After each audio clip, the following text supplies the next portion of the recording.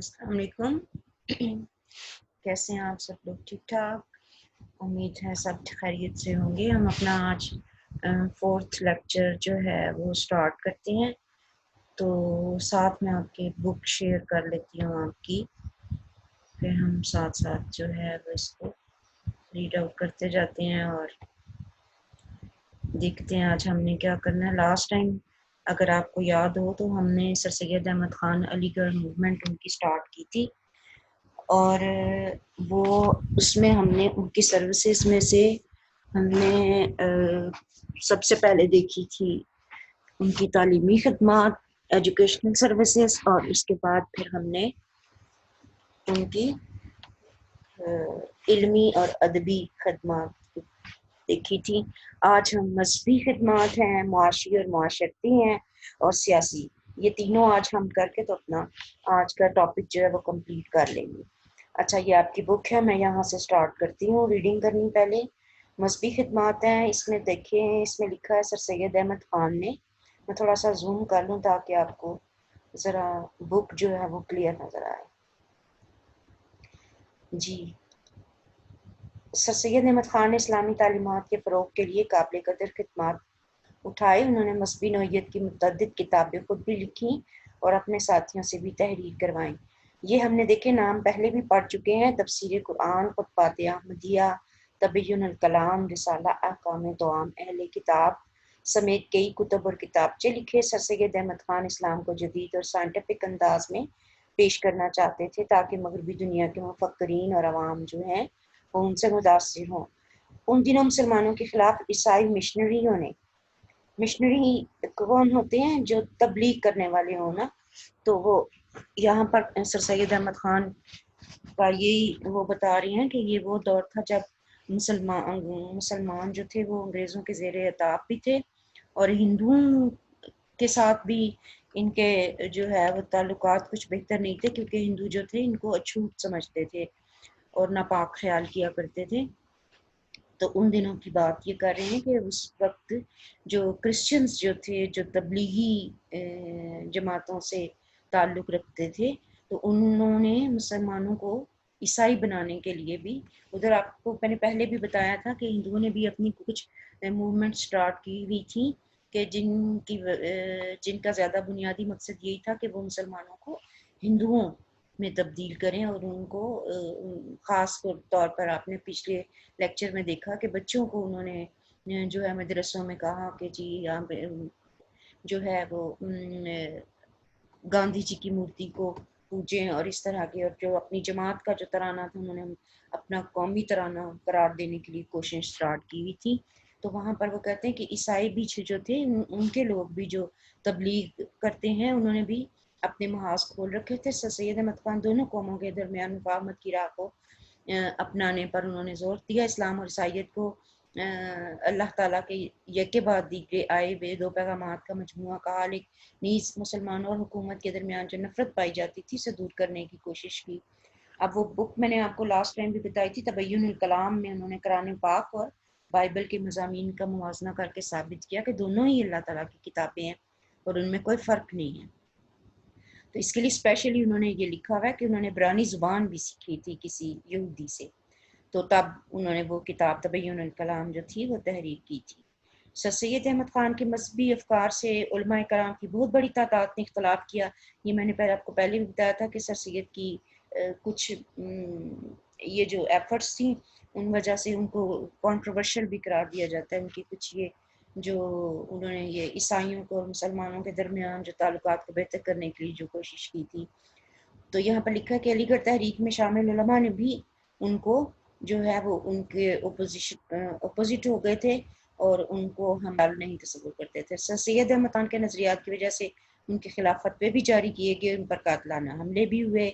इख्तलाफ अपनी जगह, लेकिन सर सैयद का मकसद नेक और मुस्बत था और वो मुसलमानों में रवादारी और मोहब्बत के जज्बात को परवान चढ़ाना चाहते थे। तो विलियम म्योर की किताब, अगर हमने पीछे भी पढ़ा कि विलियम म्योर ने एक किताब लिखी थी लाइफ ऑफ मोहम्मद, तो उसमें हुज़ूर सल्लल्लाहु अलैहि वसल्लम के खिलाफ उसने नाज़ेबा अल्फाज इस्तेमाल किए थे। तो सर सैयद अहमद ख़ान ने फिर उनकी इस किताब के जवाब में ख़ुतबात अहमदिया तहरीर की। ٹھیک ہے. اور سر سید احمد خان نے مساجد اور مدرسوں کی آزادی سے نماز اور دیگر فرائض کی ادائیگی کرنے لگے. انگریز فوجیوں کے زیر استعمال جو عمارتیں تھیں وہ بھی مسلمانوں کو واپس دلوائیں. مدرسوں میں دینی تعلیم کے اجرا کا بھی سلسلہ شروع ہوا. اچھا یہاں پر اب انہوں نے مذہبی خدمات ختم کر لی ہیں اپنی.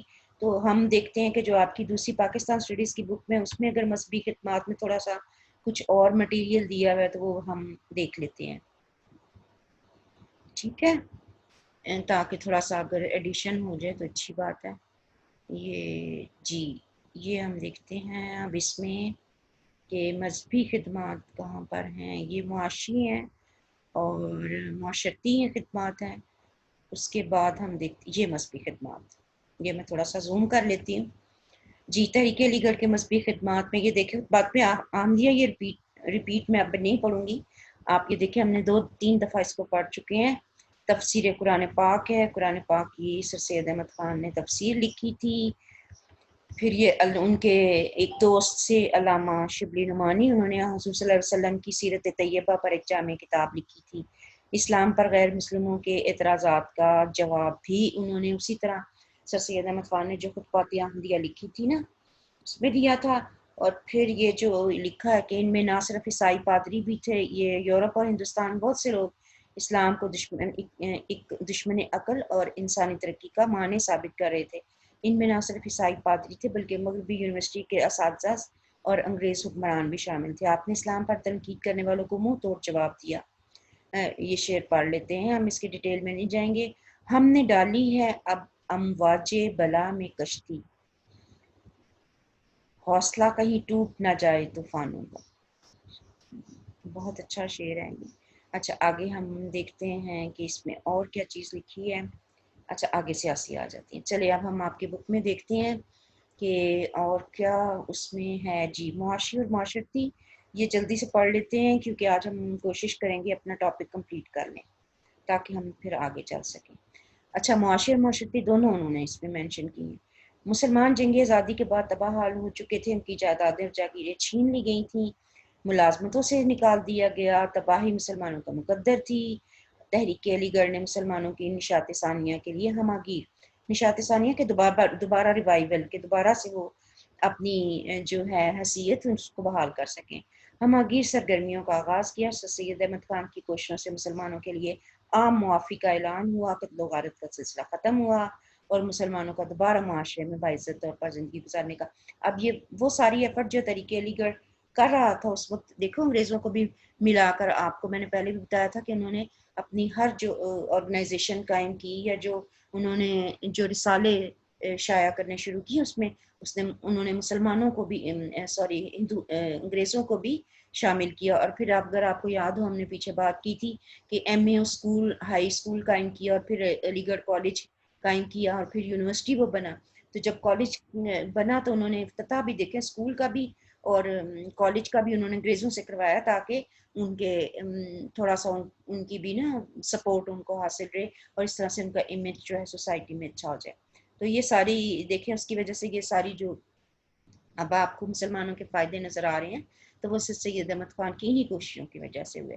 اب ہم آگے یہ بات کر لیتے ہیں. سر سید احمد خان نے 1870 میں رسالہ تہذیب الاخلاق جاری کیا. اب نام سے دیکھیں تہذیب الاخلاق کلچر کے بارے میں یہ رسالہ انہوں نے لکھا جس کا مقصد مسلمانوں کی اخلاقی اصلاح تھا. اس رسالے میں مسلمانوں کی تہذیب و ثقافت کے حوالے سے مضامین لکھے گئے. یہ تحریریں مسلمانوں اور حکومتوں کے درمیان پائی جانے والی خلیج کو کم کرنے کا باعث بنی.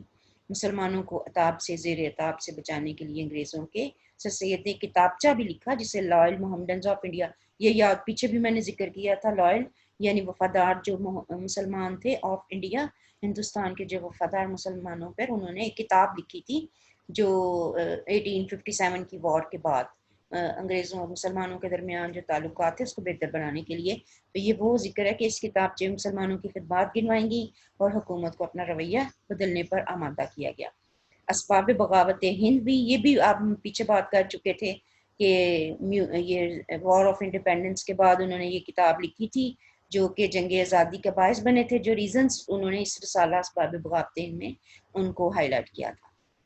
اور یہ بتایا تھا انگریزوں کو کہ ان مسلمانوں نے کچھ وجوہات تھی جس کی بنا پر اس جنگ میں شرکت کی۔ سر سید احمد خان نے یہ ثابت کرنے کی کوشش کی کہ 1857 کی وار جو تھی اس کا ہم سبب انگریزوں کا مسلمانوں اور دیگر اقوام کے خیالات اور ثقافت سے لاعلمی تھا۔ اچھا، اس میں ایک اور بات بھی میں آپ کو یہاں پر بتاتی جاؤں کہ اس وقت انگریزوں نے ایسی رائفلز، بندوقیں جو نہیں ہوتی، وہ انٹروڈیوس کرائی تھی، جس میں نا اب مسلمانوں کو، آپ کو پتہ ہے کہ جو حرام جانور ہیں ان کے جس کا نام لینا بھی مسلمانوں کے لیے اچھی بات نہیں ہوتی، تو اس کے جو چربی تھی نا وہ اس کارتوس کو استعمال کرنے کے لیے نا دانتوں سے اس کو کاٹنا پڑتا تھا اور پھر اس کو رائفل میں ڈالنا پڑتا تھا۔ تو وہ چیز جو تھی وہ مسلمانوں کے لیے بہت زیادہ جو تھی وہ تکلیف دہ تھی، اور وہ اس کو نہیں کرنا چاہتے تھے۔ تو انہوں نے انگریزوں بار انگریزوں سے اس بات کا ذکر بھی کیا اور ان سے کہا کہ وہ یہ رائفلز استعمال نہیں کر سکتی، لیکن انگریزوں نے نہیں سنا تھا۔ تو اچھا، اور دوسری طرف یہ بھی تھا کہ آپ دیکھیں جو ہندو ہیں وہ گاؤ ماتا کہتے ہیں کہ جی وہ گائے کی پوجا کیا کرتے ہیں، تو جب انہوں نے وہ یہ دیکھا کہ یہ جی کارتوس میں اس طرح کی چربی استعمال ہوئی تو وہ ان کے لیے بھی بڑا مشکل تھا، اور پھر وہ ایک دریا پار کرنا اور گنگا جمنا جو تھے وہ ان کے لیے بڑے کہتے بڑے پاک، اور اس کو ناپاک نہیں کرنا، اور یہ وہ اس طرح کے بہت ساری باتیں تھی جس میں ہندوؤں کو بھی اعتراضات تھے انگریزوں کے کچھ پالیسیز پر، جس کی وجہ سے انگریز وہ ہندو جو تھے وہ مسلمانوں کے ساتھ مل کر انہوں نے جنگ آزادی میں حصہ لیا۔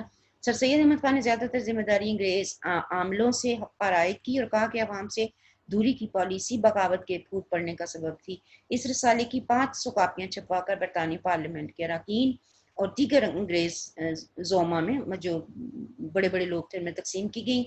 تحریر کا اثر دکھائی دیا اور حکومت آئندہ کسی بغاوت کے امکان کو دور کرنے کے لیے سر سید کے مشوروں کو قابل عمل سمجھتے پالیسیوں کو تبدیل کیا۔ اچھا جی، اب آگے ہم پڑھ لیتے ہیں۔ اچھا، اس میں بھی دیکھ لیتے ہیں دوسری بک میں بھی آپ کے کہ اس میں معاشی اور معاشرتی اگر کوئی ذکر ہے ان کا تو ہم وہ پڑھ لیتے ہیں۔ یہ ادبی تو ہم نے پڑھ لی تھی، اور آگے دیکھتے ہیں، نہیں یہ تو اثرات آ گئے۔ پھر اب ہم پڑھ لیتے ہیں اپنی سیاسی خدمات، ٹھیک ہے؟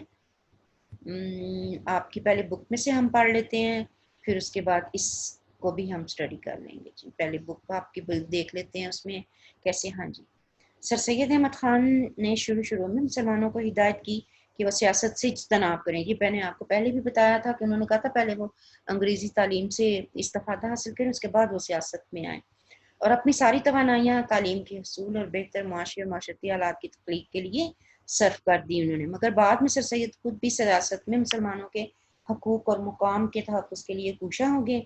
انہوں نے محمدن ایجوکیشنل کانفرنس کو تعلیمی، معاشی اور معاشرتی مقاصد کے علاوہ سیاسی مقاصد کے لیے بھی استعمال کیا۔ محمدن ایجوکیشنل کانفرنس آپ کو یاد ہوگی، پیچھے ہم نے بتایا تھا کہ انہوں نے ایک یہ کانفرنس کا مطلب یہ نہیں کہ کانفرنس سے ایک دفعہ انعقاد کی، یہ ایک انسٹیٹیوٹ انہوں نے قائم کیا جس میں انہوں نے جو اگر آپ کو پیچھے یاد ہو کہ ہم نے علی گڑھ انسٹیٹیوٹ گزٹ کی بھی بات کی تھی، تو یہ علی گڑھ انسٹیٹیوٹ گزٹ جو تھا وہ یہ اسی انسٹیٹیوٹ کے انڈر جو تھا وہ پبلش ہوتا تھا۔ تو یہ وہ کہتے ہیں کہ اس انسٹیٹیوٹ کی وجہ سے تعلیمی، معاشرتی مقاصد کے علاوہ سیاسی مقاصد کے لیے بھی اس پلیٹ فارم کو یوز کیا گیا۔ مسلم مکابرین کانفرنس میں تشریف لاتے اور سر سید مسلمانوں کے حقوق کے حوالے سے قراردادیں منظور کروا کے حکومتی شعبوں کو بھجوا دیتے، یوں سیاسی پہلو میں بھی ضروری اقدامات اٹھائے جاتے رہے۔ اچھا، بہت سے کام سر سید احمد خان نے کیے، اس میں سب بہت سارے پوائنٹس ہیں۔ یہ پہلا پوائنٹ انہوں نے دیا ہے جی کہ ہندو مسلم اتحاد۔ دیکھیں پہلے وہ بہت زیادہ ایفرٹ کرتے تھے کہ شروع میں کہ ہندو اور مسلمان جو تھے وہ آپس میں متحد ہو کر ہیں اور دونوں قومیں برصغیر پاک و ہند میں اکٹھے رہ سکتی ہیں۔ وہ سر سید احمد خان کا ایک بڑا مشہور مقولہ ہے کہ وہ ہندوستان کو ایک دلہن کی آنکھوں سے تشبیہ دیا کرتے تھے، اور وہ کہتے تھے کہ جو ہندوستان ہے یہ ایک دلہن کی مانند ہے جس کی دو خوبصورت آنکھیں ہندو اور مسلمان ہیں۔ تو مطلب یہ دیکھیں آپ کہ یہ کتنے ہندو اور مسلمانوں کے یونٹی کے قائل تھے پہلے، لیکن بعد میں جب انہوں نے دیکھا کہ ہندو جو ہیں وہ سراسر ہم اپنے فائدے کے لیے بات کرتے ہیں اور کبھی بھی مسلمانوں کے مفاد کے لیے جو ہیں وہ کبھی بھی سپورٹ نہیں کرتے مسلمانوں کو نا، تو سر سید احمد خان نے اپنی تعلیمی اداروں میں بھی دیکھے ہندو طلباء کو داخلے دیے، तदरीसी स्टाफ में भी हिंदू असातिज़ा को भर्ती किया। सर सैयद हिंदू मुस्लिम की यकजहती और दोस्ती को फ़रोग़ ना दे सके, उन्हें मायूसी हुई और उनका सबब हिंदुओं की तंग नज़री, खुदगर्जी और मुस्लिम दुश्मनी थी। हिंदू क़यादत को जब भी मौका मिला मुसलमानों को उनके हुकूक से महरूम करने की उन्होंने कोशिश की, उनकी तहज़ीब, सकाफ़त और ज़ुबान को नुकसान पहुँचाया। अच्छा, सेकंड बात ये भी हमने लास्ट टाइम हमने देखा था उर्दू हिंदी तनाज़ा कि 1867 में हिंदुओं ने तहरीर शुरू की थी, जिसकी क्या रीज़न थी कि उर्दू का रस्मुल ख़त जो है वो फ़ारसी और अरबी से मुतासिर था, तो उसके खिलाफ हिंदुओं ने जो ये तहरीक शुरू की थी और उन्होंने कहा था कि इसको जो है वो अपनी जो देवनागरी ज़ुबान जो है उसको वो कौमी ज़ुबान करार दें और उर्दू को और फ़ारसी को ख़त्म कर दें। इसको हम पढ़ लेते हैं। बरसगीर में मुसलमानों के दौरे हुकूमत में फ़ारसी को सरकारी ज़ुबान का दर्जा हासिल रहा। ठीक है, बाद अज़ां उर्दू ज़ुबान उभरी और सरकारी दफातर में तमाम कार्रवाई उर्दू में होने लगी। जंगी आज़ादी के खात्मे के बाद हिंदुओं ने उर्दू के खिलाफ साजिश शुरू कर दी और चाहा कि उर्दू के बजाय हिंदी को सरकारी ज़ुबान का मुकाम हासिल हो जाए। हिंदी देवनागरी रस्मुल ख़त, ये रस्मुल ख़त था उनका वे ऑफ राइटिंग जो होता है, हिंदू देवनागरी रस्मुल ख़त में लिखी जाती है, जबकि उर्दू का रस्मुल ख़त जो है वो फ़ारसी और अरबी से मुतासिर होता है। बनारस से हिंदी के हक़ में 1867 में एक तहरीक उठी। सर सैयद को बहुत दुख हुआ। उन्होंने कहा कि अगर हिंदू इस मामूली सी बात को भी बर्दाश्त नहीं कर पा रहे कि भाई उर्दू जो है वो उसको प्रोमोट किया जाए, वो आगे चलकर ये कैसे मुसलमानों के साथ फिर इकट्ठे रह सकते हैं। तो उन्होंने उर्दू के दिफा के लिए, डिफेंस के लिए एक एसोसिएशन बनाई थी। पीछे हमने याद है जिक्र किया होगा उर्दू डिफेंस एसोसिएशन। ठीक है, सरकारी लोगों से भी मिले, उर्दू को तबाह करने की हिंदू मुहिम के बुरे असरात से उनको आगाह किया। उर्दू हिंदी तनाज़ा मुस्लिम हिंदू इख्तलाफात का बुनियादी बाइस बना, जिसकी वजह से उनके रास्ते अलग अलग हो गए। इससे पहले तो सर सैयद अहमद खान हिंदू मुस्लिम इत्तेहाद के हामी थे, मगर बाद में फिर उन्होंने सिर्फ मुसलमानों के मफाद की बात करनी शुरू की। बनारस के कमिश्नर मिस्टर शेक्सपियर से एक मुलाकात में सर सैयद ने पेशन गोई की कि उर्दू हिंदी तनाज़ा हिंदू मुस्लिम इत्तेहाद को ख़त्म कर देगा और दोनों कौमों के दरमियान इख्तलाफात की जो खलीज है तो वो बढ़ती जाएगी। नेक्स्ट पॉइंट पढ़ लेते हैं सियासी खिदमात का ही कि ब्रिटिश इंडियन एसोसिएशन 1866 में सर सैयद अहमद खान ने बरसगीर के अवाम के हुकूक के लिए एक तंजीम ब्रिटिश इंडियन एसोसिएशन के नाम से बनाई। तंजीम के ज़रिए बरतानवी हुकूमत से तावन बढ़ाने का फैसला किया गया और कहा गया कि मुकामी आबादी में वफादारियों के जज्बात को बढ़ाया जाएगा। इस तंजीम के पहले सदर एक हिंदू राजा जे किशन दास और सेक्रेटरी सर सैयद अहमद खान ही थे। इस तंजीम की तर्ज पर एक और तंजीम इंडियन पैट्रियोटिक एसोसिएशन के नाम से तख्लीक की गई। ठीक है, अच्छा, अब विलियम हंटर की एक तसनीफ थी, पहले भी शायद नहीं, सॉरी, ये पहले हमने जिक्र नहीं किया। विलियम हंटर की एक तसनीफ थी जी कि जिन्होंने बरसगीर के मुसलमानों पर 1857 के बाद गुजरने वाले हालात की तस्वीर कशी कि उन्होंने उसको डिपिक्ट किया, उनकी सारी लाइफ को, अपनी एक किताब अवर इंडियन मुस्लिम्स में। अब ये याद आपको ऑब्जेक्टिव में आ सकता है कि विलियम हंटर की कौन सी बुक थी, तो अवर इंडियन मुस्लिम्स। ये आप बेशक अपनी बुक को अंडरलाइन कर लें। तो इसका मकसद क्या था कि बरसगीर के मुसलमानों पर 1857 की वॉर के बाद जो सिचुएशन हुई, अंग्रेज़ों के जो उनके रवैया था, हिंदुओं का रवैया मुसलमानों के साथ, वो सारी बातें उन्होंने विलियम हंटर साहब ने अवर इंडियन मुस्लिम्स में लिखी और उन्होंने इस बात पर रोशनी डाली जो जंग आज़ादी का बायस बने। सर सैयद अहमद खान ने विलियम हंटर की किताब पर फिर अपना तबसरा भी लिखा।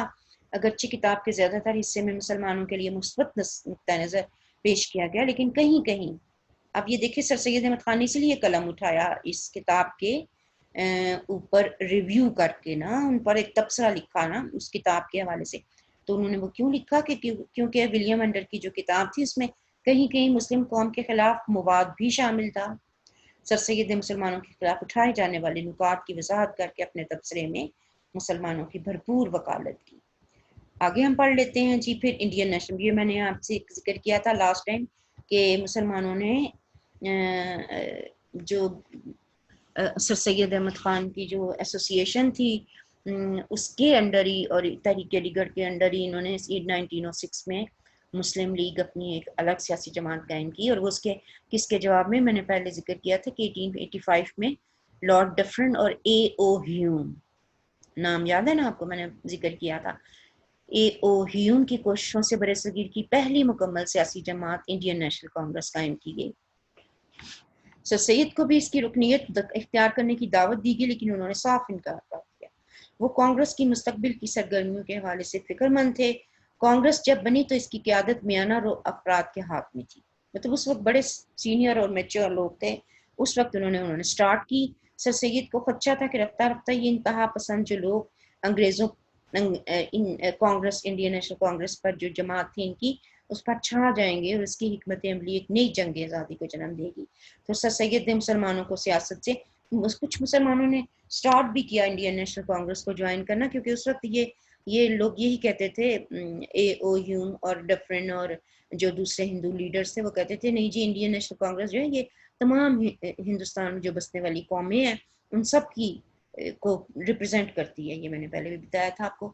تو لیکن یہ ہے کہ سر سید احمد خان نے مسلمانوں کو بتایا کہ نہیں اس کو مت جوائن کرو، کیونکہ کچھ لوگوں نے اس کو جوائن کرنا شروع کر دیا تو ان کو سمجھ نہیں آ رہی تھی کہ یہ ہندوؤں کے ظاہر انڈر چلے گی تو پھر یہ کیسے مسلمانوں کے مفاد کی بات کر سکتے ہیں. لیکن کچھ لوگوں نے جوائن کیا تو اس بنا پر پھر سر سید احمد خان نے مسلمانوں کو منع کیا کہ وہ اس جو ہے اس ایسوسیشن کو مت اپنائے اور اس میں شرکت مت کریں.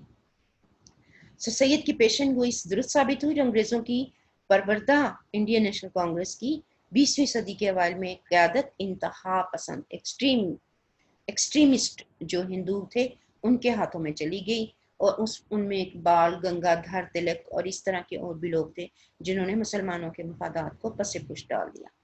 آگے ہم چلتے ہیں جی. حکومت سے تعاون. سر سید احمد خان مسلمانوں اور انگریزوں کے درمیان دوری کو کم کرنا چاہتے تھے، اس لیے انہوں نے مفاہمت اور تعاون کی پالیسی اختیار کی تھی. رسالہ اسباب بغاوت ہند لکھ کر مسلمانوں کی زبردست وکالت کی. انگریز حکومت کو مسلمانوں کی وفاداریوں کا یقین دلایا اور مسلمانوں کے لیے ملک بھر میں بہتر حالات پیدا کرنے کی کامیاب کوشش بھی کی. آگے جی ہے جی دو قومی نظریہ. یہ بھی آپ کو تھوڑا بہت کلیئر تو ہوگا دو قومی نظریہ کیوں کہا جاتا ہے کہ جی برصغیر میں دو قومیں آباد، ایک مسلمان اور ہندو. اچھا، سر سید احمد خان نے مسلمانوں کو الگ قوم کہا تھا اور حکومت کو بار بار وہ تلقین کرایا کرتے تھے کہ برصغیر میں دو قومیں آباد ہیں، ایک مسلمان دوسرے غیر مسلم. مسلمان ہر لحاظ سے ایک قوم ہے کیونکہ ان کی اپنی ایک تہذیب، ثقافت، زبان، رسم و رواج اور زندگی کا فلسفہ ہے جو کہ ہندوؤں سے بالکل جدا ہے. مسلمان اپنے مذہب کی وجہ سے بالکل منفرد اور جداگانہ پہچان رکھتے ہیں.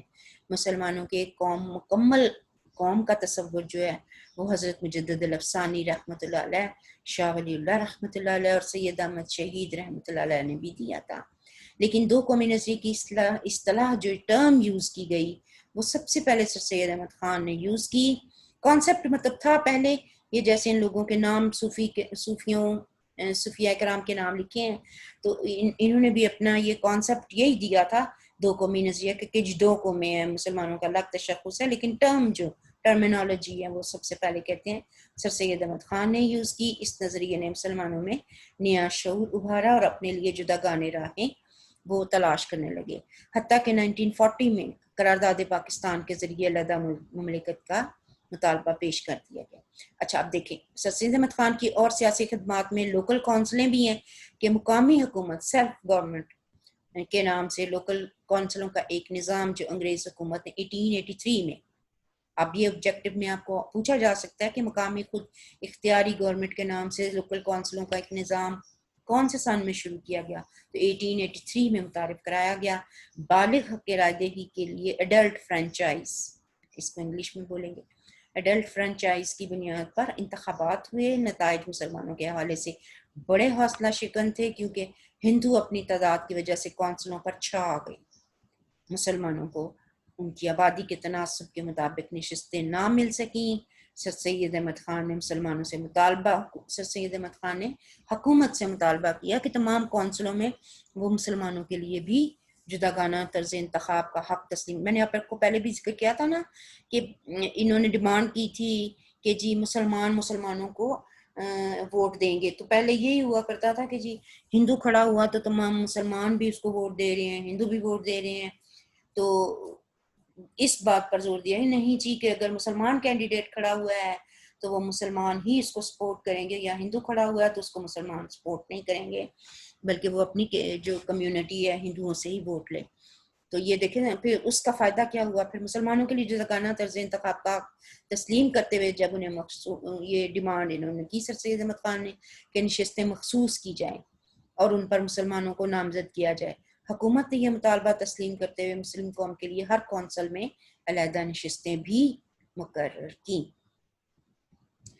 اب نیکسٹ ہے جی 10th پوائنٹ ہے اس کا کہ پارلیمانی نظام کا کانگریسی مطالبہ۔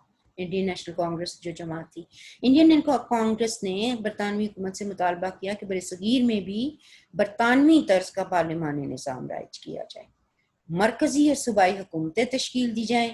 بظاہر یہ مطالبہ جمہوریت کی طرف جانے والا ایک خوبصورت قدم لگ رہا تھا، لیکن سر سید احمد خان نے ہندو عزائم کو بھانپ کر اس مطالبے کی مخالفت شروع کر دی۔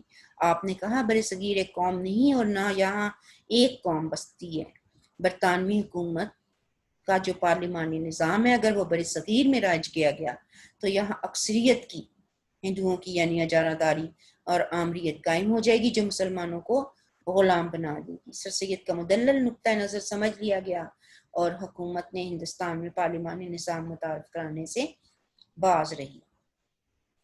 نیکسٹ پوائنٹ ہے محمدن ڈیفینس ایسوسیشن۔ یہ پہلے بھی آپ کو اب یاد ہوگا، پڑھ چکے ہوں گے۔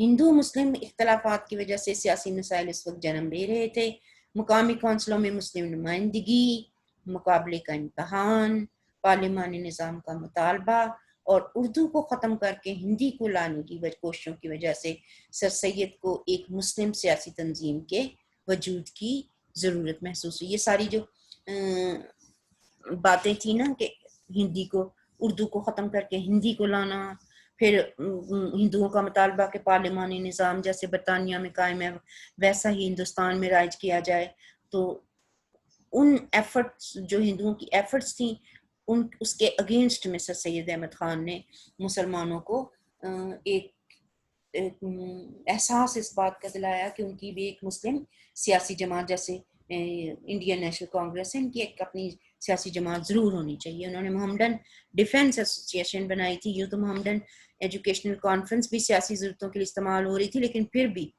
ایک کل وقتی سیاسی انجمن کا قیام لازم سمجھا گیا ایسوسیشن مسلمانوں کی جداگانہ قومی حیثیت منوانے کے لیے۔ یہ ایسوسیشن محمدن ڈیفینس ایسوسیشن یعنی کہ مسلمانوں کے ڈیفینس میں ان کے تحفظ کے لیے ایسوسیشن بنائی گئی تھی۔ یہ بھی سیاسی جماعت تو نہیں تھی، لیکن ایک طرح کا پلیٹ فارم سر سید احمد خان نے مسلمانوں کو دیا کہ جہاں سے وہ اپنے مطالبات پیش کیا کرتے تھے، اور اسی محمدن ڈیفینس ایسوسیشن کی پلیٹ فارم سے پھر آل انڈیا مسلم لیگ قائم کی گئی تھی۔ ٹھیک ہے، نیکسٹ پوائنٹ ہے جی قانون ساز اسمبلی میں نمائندگی بھی سر سید احمد خان نے مسلمانوں کو کیسے دلائی کہ سر سید احمد خان کی تجویز پر برصغیر کی قانون ساز اسمبلی میں مقامی باشندوں کو بھی نشستیں دی گئیں۔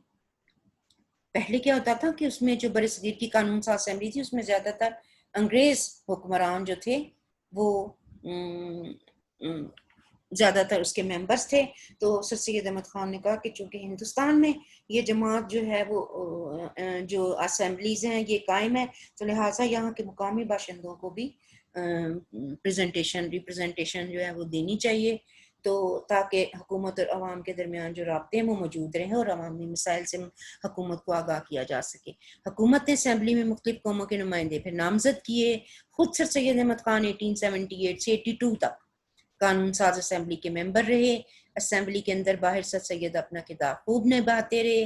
آپ نے ایلبرٹ بل، یہ ہم آگے آپ پڑھیں گے ایلبرٹ بل کیا تھا، کہ اس کی مخالفت کی جس کی روح سے کسی یورپین، یہ دیکھیں اس کا ذکر آ گیا ہے کہ یہ جو ایلبرٹ بل تھا یہ انگریزوں نے اور ہندوؤں نے مل کے اس کو پروف کروانے کی کوشش کی، لیکن اس کی چونکہ سر سید احمد خان قانون ساز اسمبلی کے ممبر تھے تو انہوں نے اس کی مخالفت کی تھی۔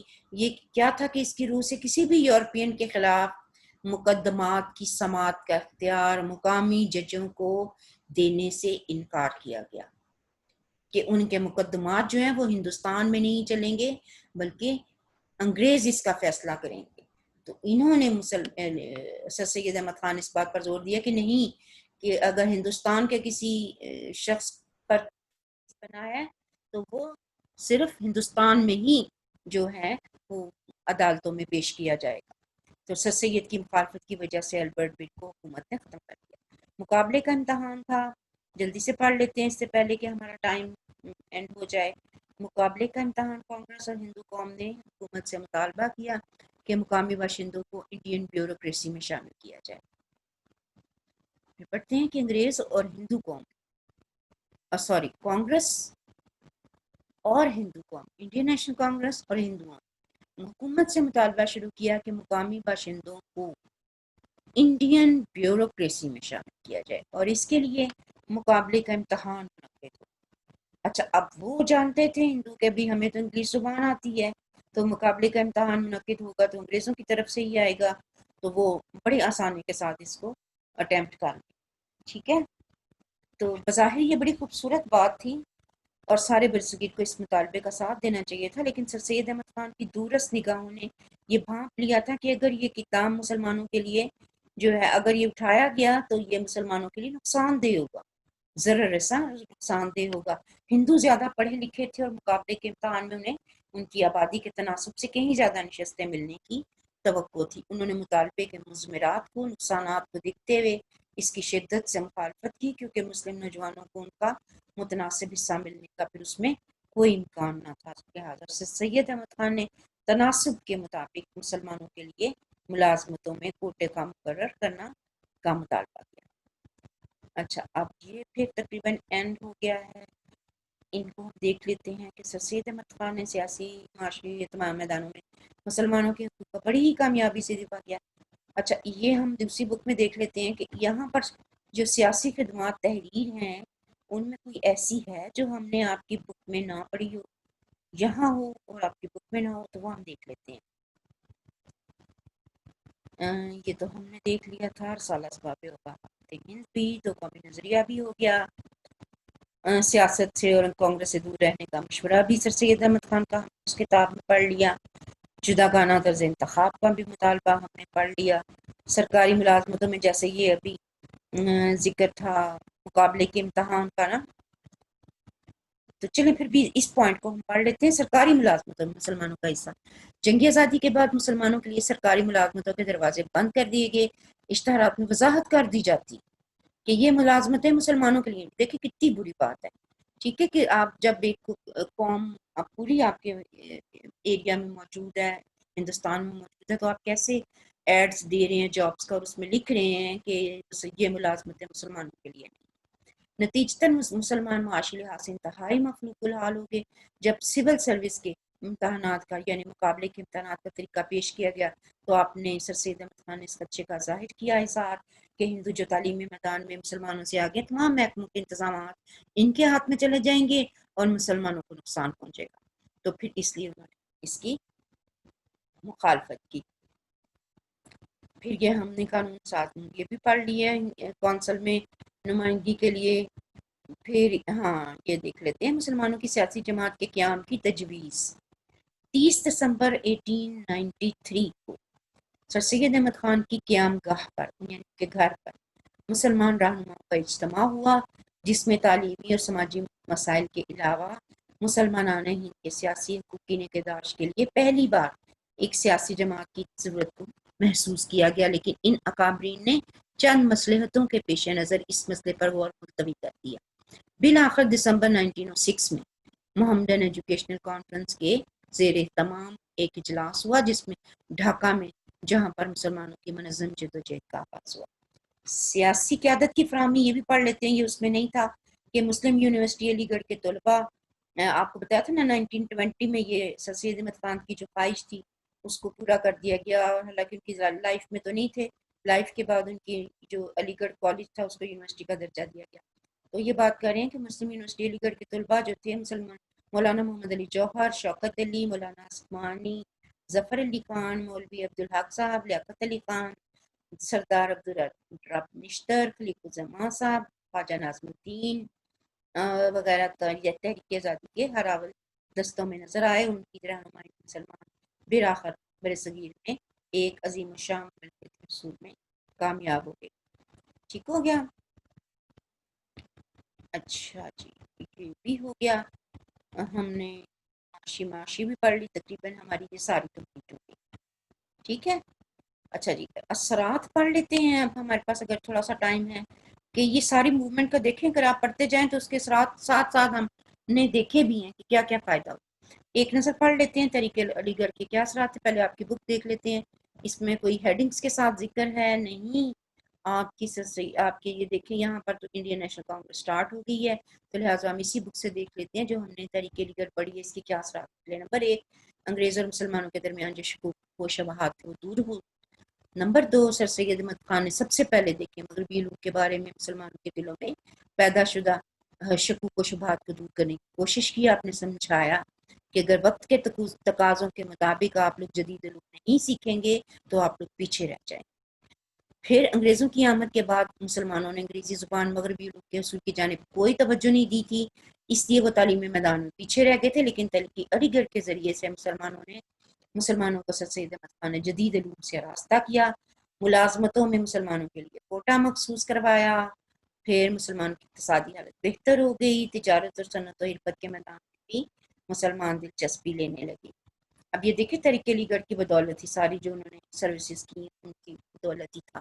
انگریزوں نے اپنے دور اقتدار میں دیکھو اردو اور فارسی کو پس پش جو ڈال کے انگریزی کو رائج کرنے کی کوشش کی.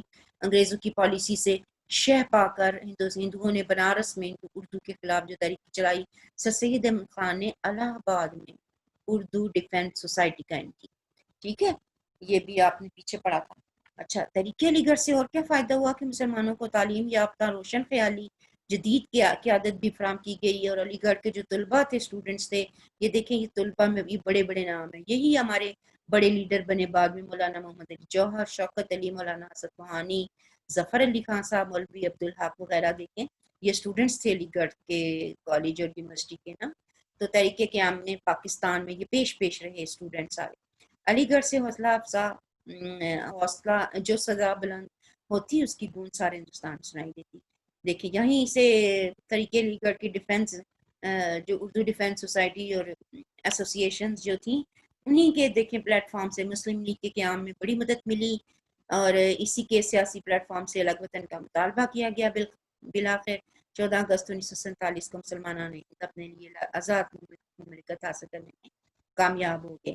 لاسٹ یہ بھی پڑھ لیتے ہیں. سر سید احمد خان نے شملہ وفد کے ذریعے شملہ ڈیپوٹیشن 1905 میں ایک وفد کیا تھا انگریزوں سے ملنے ملاقات کرنے کے لیے. تو وہ شملہ کے مقام پر ملاقات ہوئی تھی ان کی وائسرائے سے.